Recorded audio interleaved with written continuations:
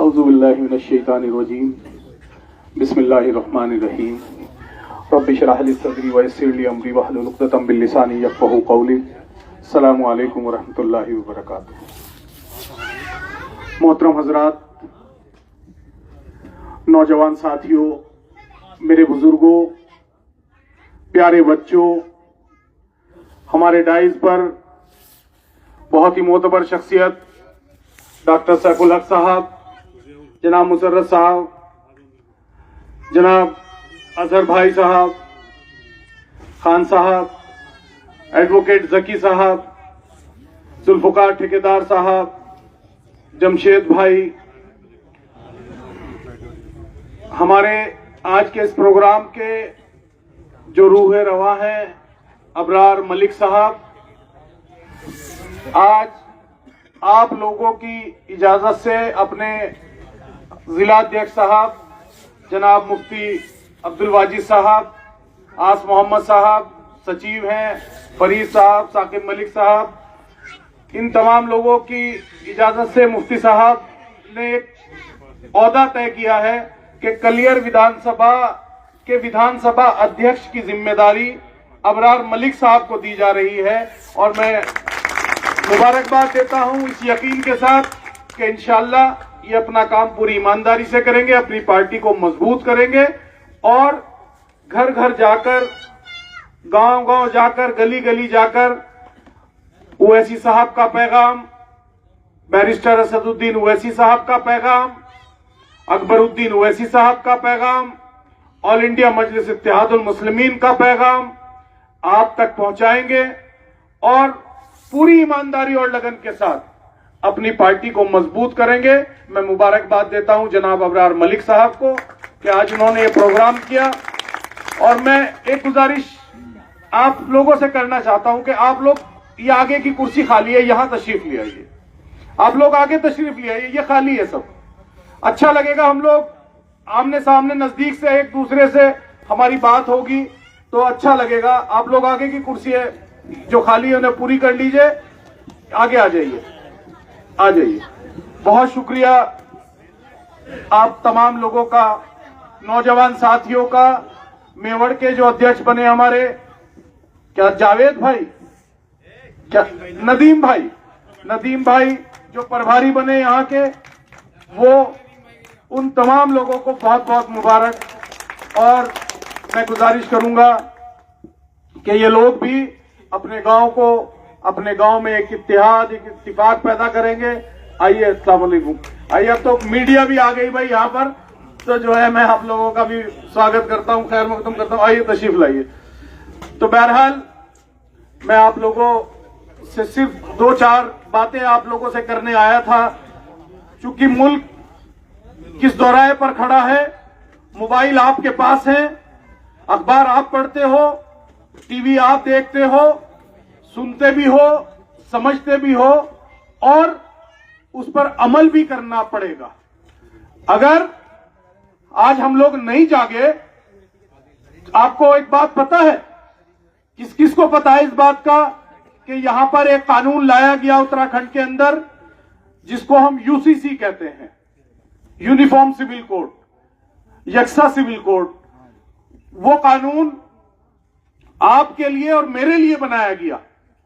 वो एक जो हमारे हिंदुस्तान के वतनी भाइयों के लिए हिंदू मजहब के पर जो एक्ट लागू किए गए थे, आपके ऊपर से, आपके पास से, आपके कुरान को, आपकी शरीयत को छीन कर आपके ऊपर वो कानून लागू कर दिया गया।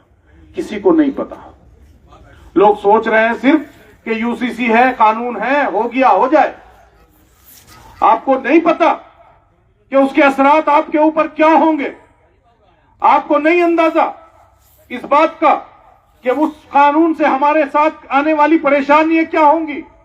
आज मैं आप हमारे अजीजों में, हमारे कुरान ने जिस तरह से हमें तरतीब दी कि हम अपने खाला के यहां रिश्ता कर सकते हैं, अपने मामू की बेटी से, मामू के बेटे से, अपने बहन का भाई का रिश्ता कर सकते हैं, लेकिन अब उत्तराखंड के अंदर वो शादी गैर कानूनी शादी होगी।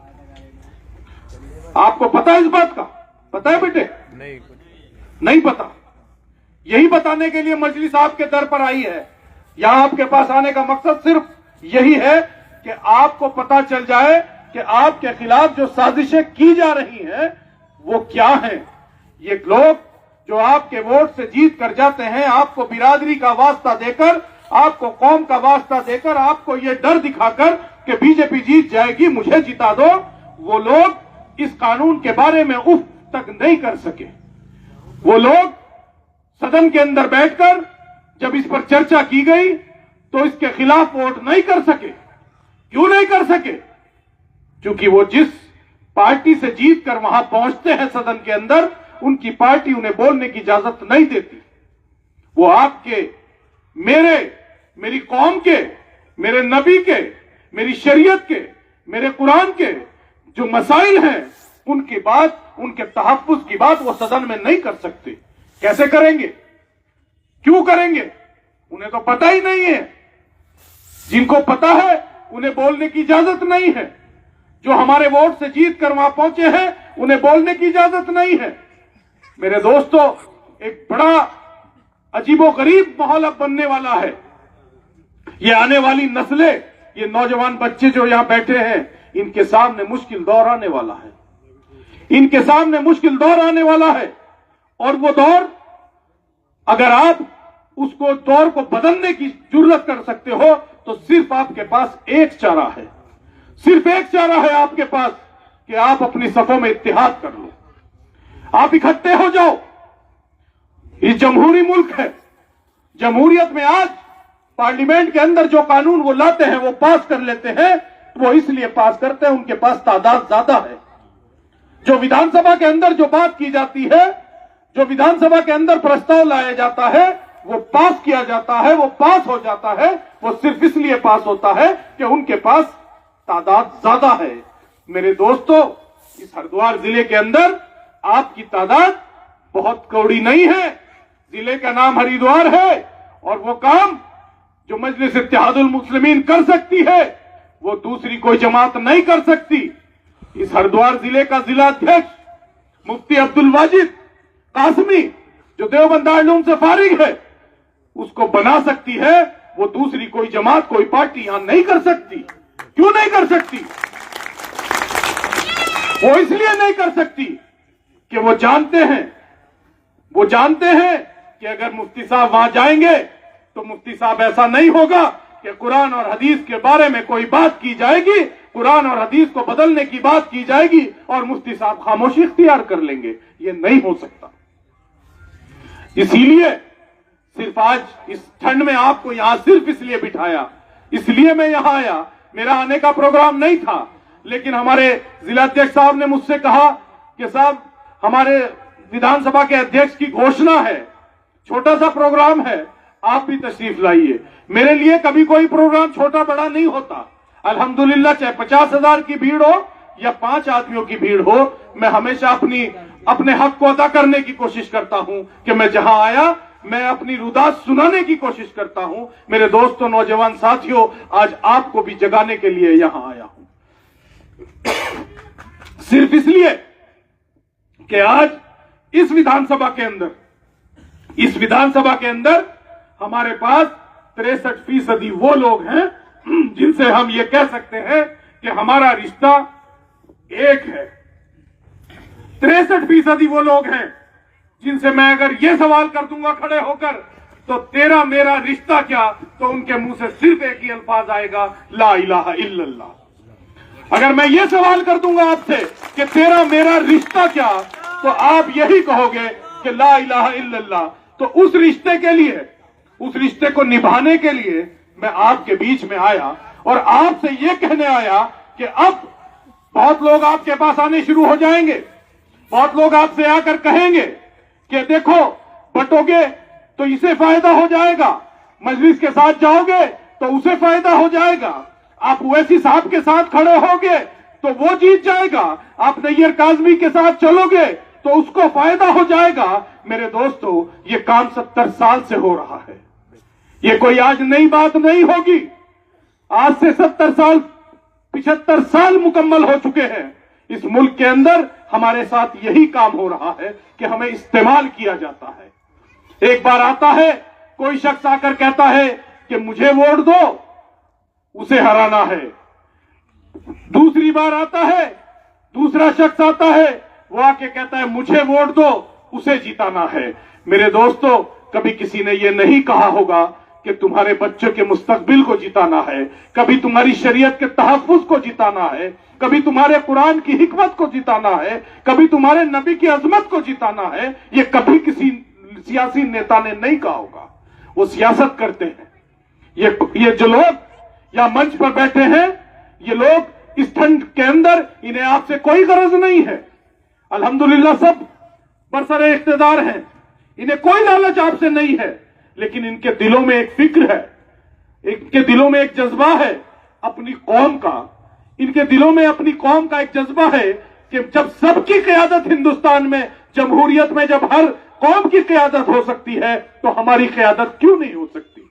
आप जाओ, जाकर पूछो किसी दलित भाई से कि तुम्हारी पार्टी का नाम क्या है, फौरन, देर नहीं करेगा, फौरन कहेगा बहुजन समाज पार्टी। पूछो तुम्हारे नेता का नाम क्या है, कहेगा आदरणीय बहन कुमारी मायावती जी। जाओ किसी दलित यादव भाई के पास, पूछो उससे तुम्हारी पार्टी, एक सेकंड की देर नहीं करेगा, आपसे कहेगा समाजवादी हमारी पार्टी है, माननीय अखिलेश यादव, मुलायम सिंह यादव जी हमारे नेता है। जाओ किसी जाट भाई के पास, पूछो उससे तुम्हारी पार्टी कौन सी है, तो जाट भाई फौरन कहेगा लोकदल हमारी पार्टी है, चौधरी चरण सिंह साहब हमारे नेता थे, अजीत सिंह साहब हमारे नेता थे, जयंत चौधरी हमारे नेता है। जाओ किसी ब्राह्मण भाई के पास, पूछो जाकर उससे, फौरन कहेगा कांग्रेस हमारी पार्टी है, राहुल जी हमारे नेता है।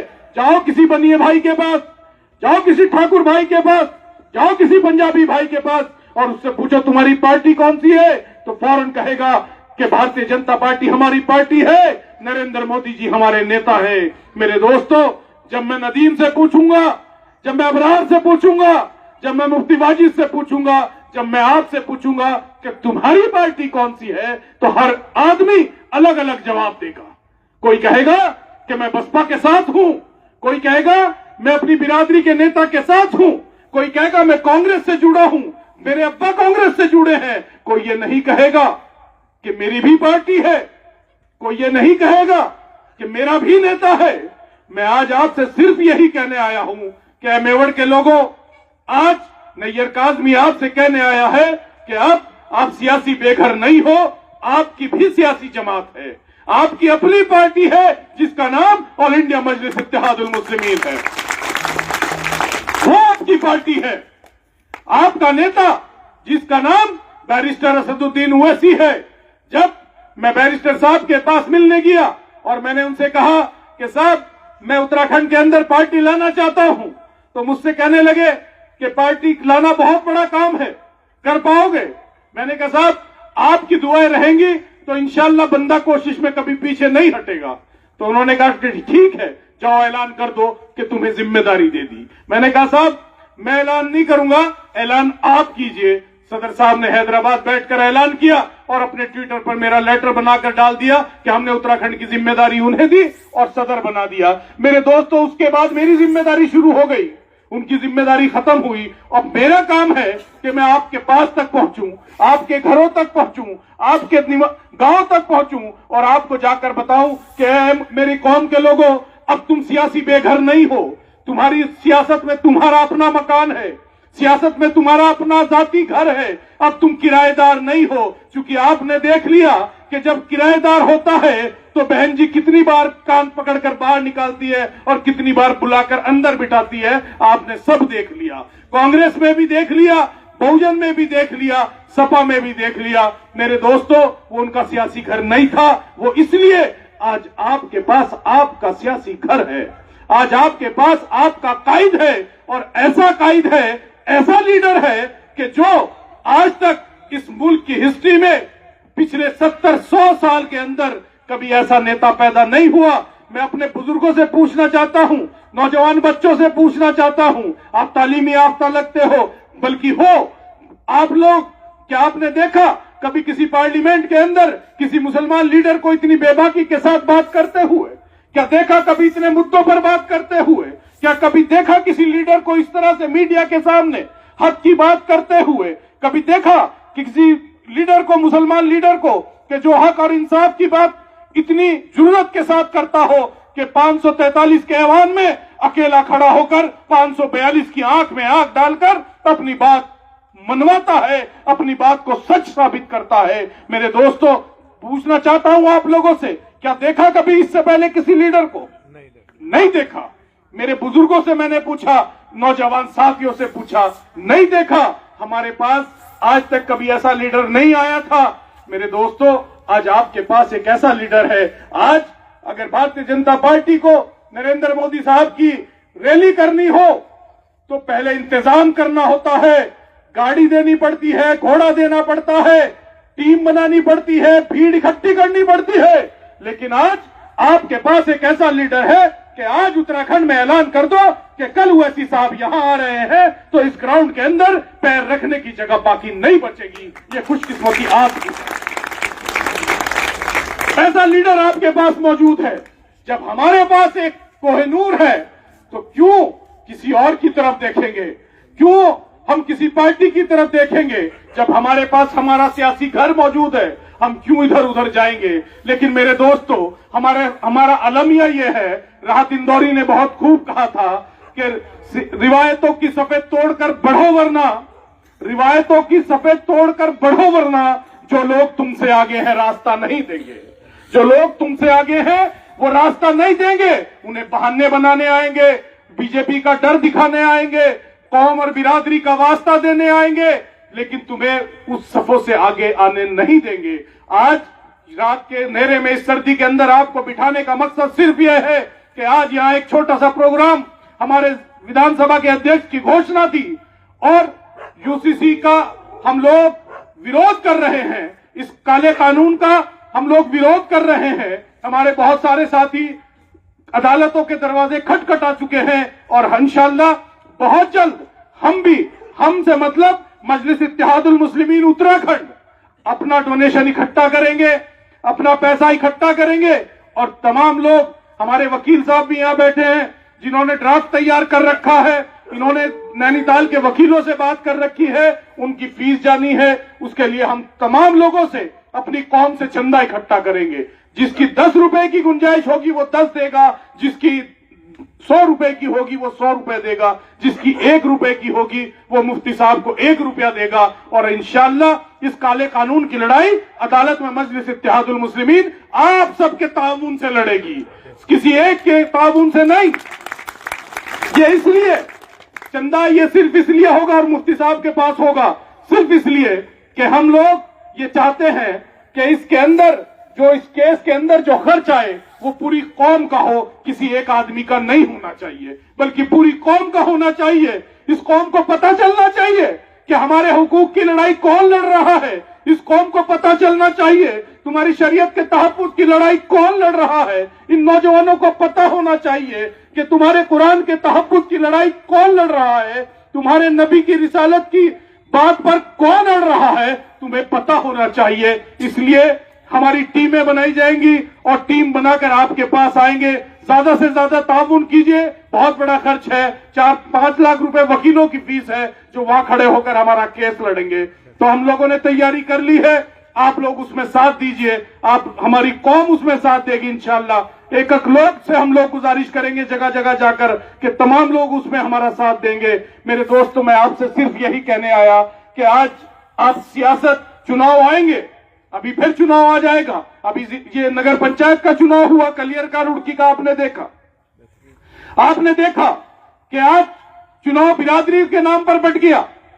जिस मुल्क के अंदर वोट की अहमियत इतनी बड़ी हो कि वो राजा को गुलाम बना सकती है और गुलाम को उठाकर राजा बना सकती है, एक कमजोर को मजबूत बना सकती है और मजबूत को कमजोर बना सकती है, उस वोट की ताकत को हमें बांटना नहीं है, हमें इत्तिहाद के साथ, अपनी अक्ल और शऊर के साथ, अपनी सोच के साथ, अपनी दानिश्वरी के साथ मुत्तहिद होकर उसका इस्तेमाल करना है। और जब उसका इस्तेमाल आप मुत्तहिदा तौर पर करोगे, यकीनन आपकी आवाज यहां से गूंजेगी तो दिल्ली तक जरूर जाएगी, और जब दिल्ली तक जाएगी तो यकीनन आपकी बात मानी जाएगी। क्योंकि आज हमारे पास जो कायद है, हमारा जो लीडर है, वो लीडर सदन में चाहे छोटा मुद्दा हो, अभी ये हमारा जिला सचिव आस मोहम्मद, इसने आपसे बताया कि डाटा पट्टी के बारे में, इसने आपसे बताया हल्द्वानी के बारे में।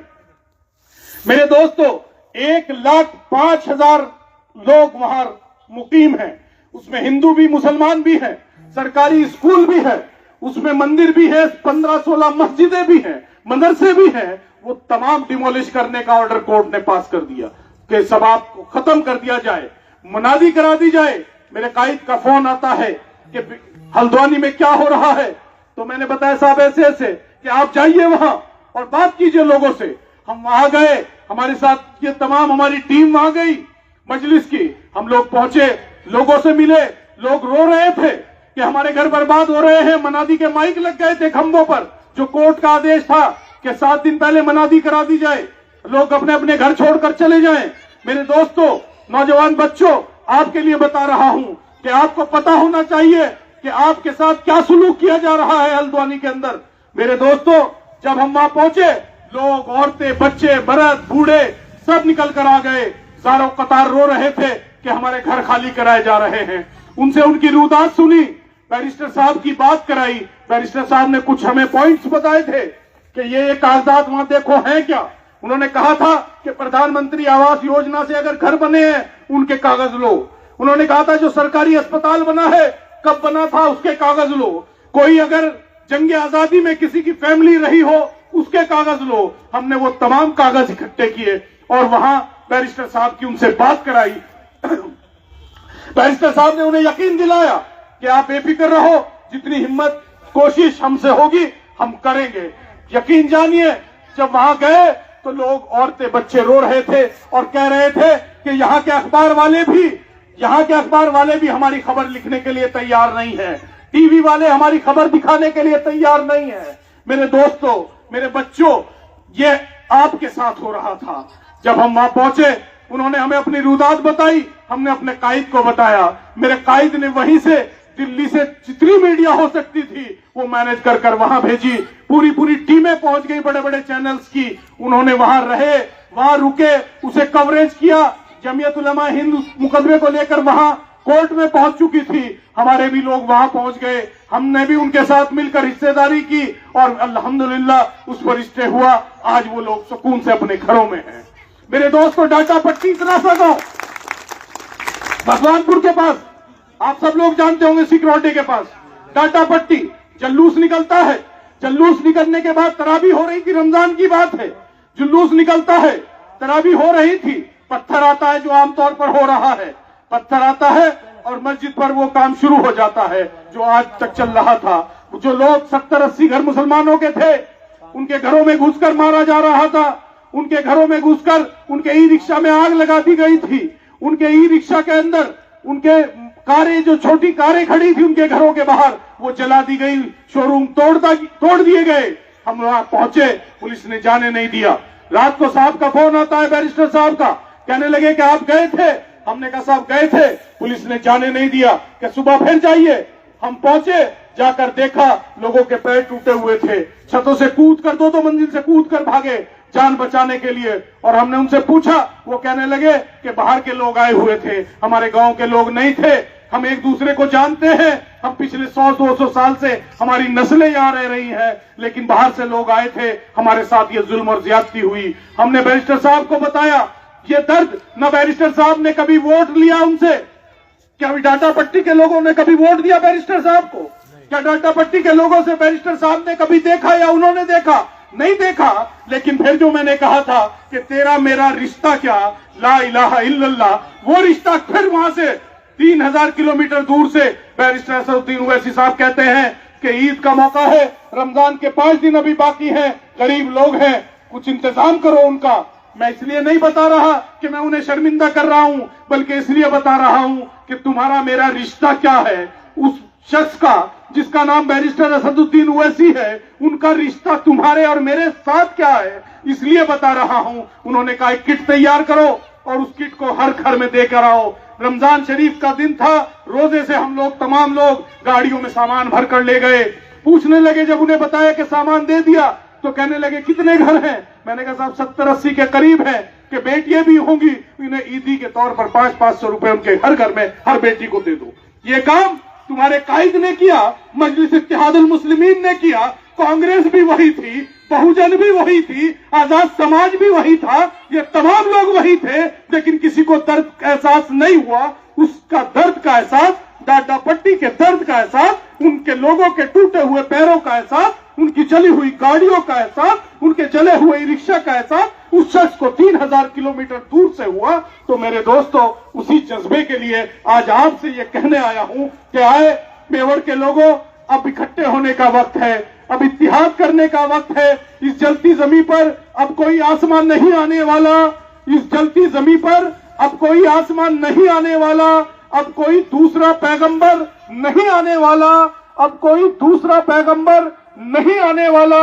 और प्यास कहती है कि अब रेत निचोड़ी जाए, प्यास कहती है कि अब रेत निचोड़ी जाए, अपने हिस्से में कोई और समंदर नहीं आने वाला, अपने हिस्से में कोई और समंदर नहीं आने वाला। और तुम पुकारोगे तो ऐसे हरम आएंगे, तुम पुकारोगे तो ऐसे हरम आएंगे, पर उड़ाते हुए नुसरत के अलम आएंगे। ये अलग बात कि तादाद में कम आएंगे, अब अबाबील के अंदाज में हम आएंगे। तो इंशाअल्लाह अब अबाबील के अंदाज में हम आएंगे। अपनी तारीख को याद करो नौजवान बच्चों, मक्का जब फतेह हुआ था, अल्लाह ने अबाबील भेज दी थी, अबाबील ने पत्थर बरसाए थे हाथियों के ऊपर, और मक्का आपने फतेह किया था, हमारे बुजुर्गों ने फतेह किया था। इस जमहूरी मुल्क में हम सब अबाबील हैं, हम सब के मुंह में, उन अबाबील के मुंह में पत्थर था, आपके हाथ में वोट है, इस वोट का इस्तेमाल सही करो, उन हाथियों को धराशायी करो, उन लोगों को भगाओ यहां से जो लोग आपकी कौम की बात नहीं कर सकते, जो लोग आपके शरीयत के तहफ्फुज़ की बात नहीं कर सकते, जो लोग आपके बच्चों के मुस्तकबिल की बात नहीं कर सकते, जो लोग आने वाले कल की बात नहीं कर सकते। सड़क बनाना, खड़ंजा लगवाना, ये सब कमीशन के काम है, तुम्हारा और मेरा पैसा है, टैक्स का पैसा है, सरकार हमसे लेती है, सड़क नाली खड़ंजा बनाती है, कोई किसी पे एहसान नहीं करता। बहुत लोग कहते हैं मुझसे कि बहुत सड़कें बन गई, बहुत नाली बन गई, तो मैंने उनसे कहा कि कोई एहसान नहीं है, सड़कें बनाना, नाली बनाना आवाम का पैसा है, देश की जनता का पैसा है, देश की जनता के काम आ रहा है। मेरे दोस्तों, नौजवान साथियों, बस आपसे इतनी गुजारिश करने के लिए आया था कि आज एक छोटा सा मौका था कि विधानसभा के अध्यक्ष की नियुक्ति हुई। अब ये विधानसभा अध्यक्ष की जिम्मेदारी है कि इस पूरी विधानसभा के अंदर 43 गांव आते हैं कलियर विधानसभा के अंदर, एक एक गांव में जाएंगे, अपने संगठन को मजबूत करेंगे, अपनी बात बताएंगे, ओवैसी साहब का पैगाम पहुंचाएंगे। हर गांव के अंदर आपकी पार्टी का संगठन होना चाहिए, आपकी पार्टी का अध्यक्ष होना चाहिए, ग्राम अध्यक्ष होना चाहिए। और मैं आपसे कहता हूं अबरार मलिक साहब कि आपकी जिम्मेदारी है, जिस गांव में आप लोगों ने यहाँ नदीम को मेवाड़ का अध्यक्ष बनाया, तो नदीम की जिम्मेदारी है कि मेवाड़ के मोड़ पर अपना एक बोर्ड लगाए कि ग्राम अध्यक्ष मैं हूं और मेरा कार्यालय यहाँ पर है। अपना कार्यालय लिखे, लोगों की मदद करे, मजहब की तफरीक नहीं करनी। हिंदू, मुसलमान, सिख, ईसाई सब हमारे भाई हैं, हमारे मुल्क में रहने वाला हर आदमी हमारा भाई है, चाहे कोई भी मजहब हो। हमें कभी किसी के मजहब की तफरीक नहीं करनी। हमें कोई भी दर्द किसी को भी हो रहा हो, हमें उसके काम आना है। हिंदू को दर्द हो, हमें तब भी काम आना है, मुसलमान को दर्द हो, हमें तब भी काम आना है, सिख के दर्द होगा तब भी हम वही रहेंगे, ईसाई के होगा तब भी हम उसके काम आएंगे। हमें सबके साथ रहना है, सबको साथ लेकर चलना है। लेकिन सिर्फ फख्र इस बात पर है कि जब इस मुल्क के अंदर रहने वाले हर समाज की, हर मजहब के लोगों की अपनी जमात है, तो हमारी क्यों नहीं है। मैं यही कहने आया हूं कि अब आपकी भी जमात है, अब आपका भी अपना झंडा है, अब आपका अपना डंडा है, अब आपके पास अपना कायद है, और ऐसा कायद है जो किसी दूसरी सियासी जमात के पास नहीं। अगर है तो बताओ किसी सियासी पार्टी के पास, कांग्रेस के पास हो या बहुजन के पास हो या आजाद समाज के पास हो। मेरे दोस्तों, आजाद समाज से याद आया, जब हम अपनी बात करते हैं, अपनी कौम से लोगों से अपनी बात करते हैं, अपनी पार्टी की बात करते हैं, तो एक ही जवाब आता है सामने से कि जी गठबंधन कर लो, चुनाव जीत जाएंगे। मेरे दोस्तों, खाली दुकान के अंदर ग्राहक नहीं आता। कभी खाली दुकान पर ग्राहक देखा है? नहीं आता। दुकान में सामान इकट्ठा करो। जमहूरियत में सामान आपका वोट, आपकी तादाद है। लोगों को दिखाओ कि कि मजलिस इत्तेहादुल मुस्लिमीन इतनी मजबूत है कि इस हरिद्वार जिले के अंदर 42% मुसलमान है। ये मुसलमान मजलिस इत्तेहादुल मुस्लिमीन के साथ है। उसके बाद वो तमाम लोग जो पार्टियां हैं, सियासी पार्टियां हैं, आपके पास चल कर आएंगी और आकर कहेंगी कि चचा अपनी पार्टी के साथ हमें भी मिला लो। मेरे दोस्तों, उसके हम करने के लिए इस मुहिम को चला रखा है, इसलिए आपके बीच में है। इसलिए आपसे काम की बात ये करने आया था कि आज अगर गठबंधन करना है तो अपनी दुकान में सामान इकट्ठा कर लो। 2027 में वो तमाम लोग, हमें सबक लेना चाहिए उन लोगों से, हमें सबक लेना चाहिए उन लोगों से जिनकी सियासी जमात 2-2, 3-3 लीडर पैदा कर दिए उन लोगों ने, जिन्हें हम अनपढ़ जाहिल गवार कहते हैं, जिनके पास ना माइक है, ना कुर्सी है, ना मंच था, ना माला थी। उसके बाद उन्होंने मान्यवर काशीराम जैसा नेता पैदा कर दिया, उन्होंने बहन कुमारी मायावती जैसी लीडर पैदा कर दी, उन्होंने चंद्रशेखर जैसा नेता पैदा कर दिया। क्या हमारी इतनी बड़ी कौम जिनके पास बैठने को कुर्सी है, जिनके पास बोलने को माइक है, जिनके पास मंच है, कुर्सी है, माला है, तमाम सहूलतें आपके पास है, आप अपना लीडर नहीं पैदा कर सकते? क्यों नहीं पैदा कर सकते? अल्लाह ने हमें भी दिमाग दिया है, आंख नाक कान दी है, हाथ पैर दिए हैं, सोचने की समझने की सलाहियत दी है। मेरे दोस्तों, जब सब अपना अपना लीडर पैदा कर सकते हैं तो हम भी अपना लीडर पैदा कर सकते हैं। पूछना चाहता हूं आप लोगों से, करेंगे? करेंगे इंशाअल्लाह? सब लोग दोनों हाथ उठाकर कहें इंशाअल्लाह हम अपना लीडर पैदा करेंगे, अपना एक लीडर पैदा करेंगे इंशाअल्लाह। मजलिस इत्तेहादुल मुस्लिमीन जिंदाबाद, मजलिस इत्तेहादुल मुस्लिमीन जिंदाबाद, बैरिस्टर असदुद्दीन ओवैसी जिंदाबाद, बैरिस्टर असदुद्दीन ओवैसी साहब जिंदाबाद, अकबरुद्दीन ओवैसी साहब जिंदाबाद। बहुत शुक्रिया मेरे दोस्तों, नौजवान साथियों, न घबराओ अंधेरों से, न घबराओ अंधेरों से। अंधेरी रात का मालिक मुसाफिर हौसला रखे तो जुगनू भेज देता है, मुसाफिर हौसला रखे तो जुगनू भेज देता है।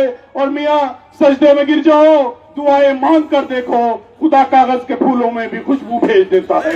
मेरे दोस्तों, इंशाअल्लाह आपकी ये कागज का फूल, ये पतंग का निशान है, ये पतंग का निशान है। अब आने वाले हर चुनाव में तुम्हारा निशान पतंग का निशान होगा और ये कागज का फूल होगा। जब इससे जीत कर जाओगे तो डीएम और एसएसपी तुम्हारे पास आएंगे और आकर तुमसे पूछेंगे कि बताओ चचा गांव में काम क्या होना है, बताओ यहाँ के मसले क्या है, यहाँ इस गांव की मसाइल क्या है, आपसे पूछेंगे। वो इसलिए पूछेंगे क्योंकि आपके पास ये कागज का फूल होगा और इंशाअल्लाह जब आप यहाँ से जिता कर भेजोगे तो उससे खुशबू महसूस आप करोगे इंशाअल्लाह। मैं इन्हीं अल्फाजों के साथ अपनी बात को खत्म करता हूँ, फिर आऊंगा इंशाअल्लाह, फिर बड़ी मीटिंग करेंगे, बड़ी बात होगी इंशाअल्लाह उल अज़ीज़। व आखिर दवाना अल्हम्दुलिल्लाहि रब्बिल आलमीन।